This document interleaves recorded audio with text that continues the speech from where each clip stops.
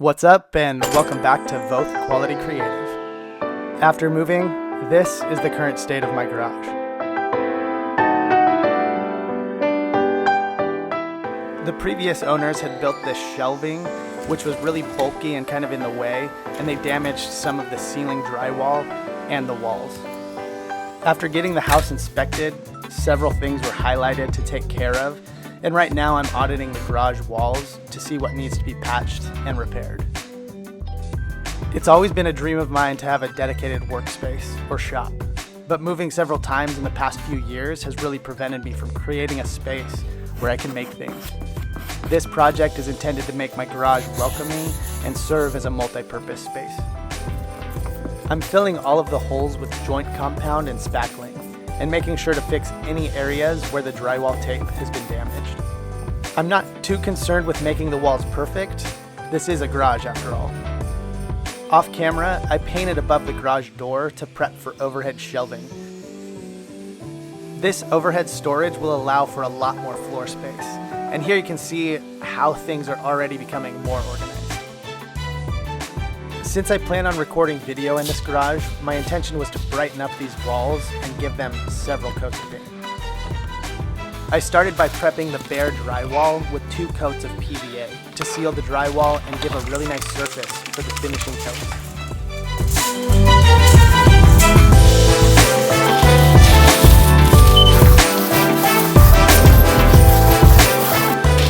And here I'm realizing just how boring it is watching me paint.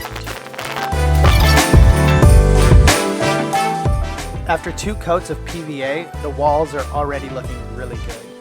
You can still see some of the brownish drywall coloring coming through, as well as some staining from water spots. To combat that, I plan on doing 1 coat of Kilz Original to prevent any of the discoloration to come through. I definitely forgot to clean up the roller before putting the paint on, so I'm kind of calling this wall Fuzzy Wuzzy Was a Wall. But again, this is a garage, so I'm not really concerned about this. Off camera, I painted the top coat of flat white, and I'm really pleased with the result. The garage is so much more vibrant, and I feel like I can see 10 times better. For now, I'm placing all of the extra bins and tools that I have in this little nook to be dealt with later. Famous last words. Time for cleanup and to move everything to the other side. Did I mention I'm really good at making messes? The lighting situation was pretty terrible, so I did a quick fix before moving to the other wall. The previous shelving was on this wall, and I found a screw that tried to make its way into a steel pipe. Luckily, the damage wasn't terrible, and I could move on to patching this wall. I scored the drywall into the shape of a square to make this an easy repair. Unfortunately, the drywall was so brittle that I wasn't able to use this as a template, so instead I found a paper bag lying around and cut it to the size of the hole. I could then use that template to create my drywall patch. I always like to score 2 lines, one for the actual size of the patch and another for the paper to act as the drywall tape, to achieve a more seamless look and avoid using more material.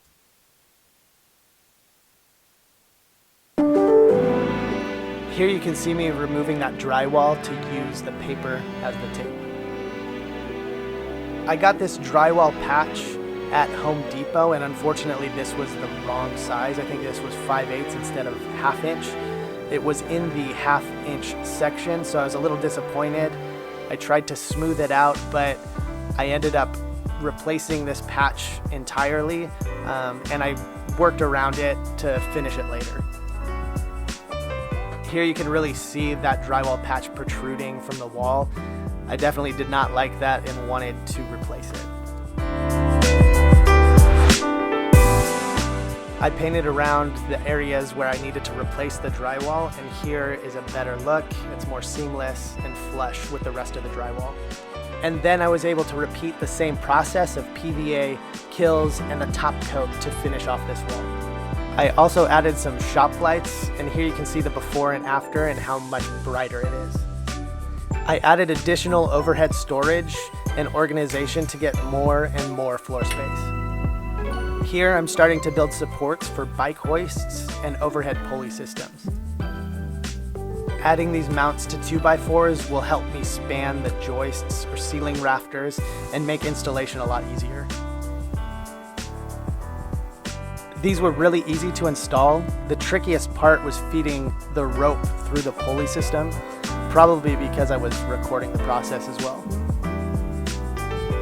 I found a decent location to secure these mounts and secured them with temporary screws to the joists I previously found. And then I added some beefier lag screws. And now I'm able to feed that rope through the pulley system. The rope went through these pulley systems that were mounted to the ceiling, and then they were attached to a pulley that had hooks for the bike. And once that was done, I was able to start lifting the bike into its new home.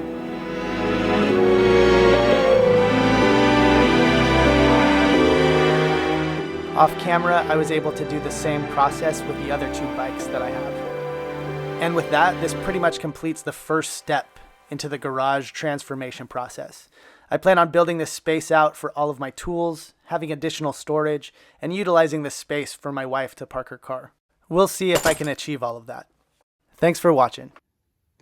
The time has come to say goodbye to this Rastafarian double chin guy.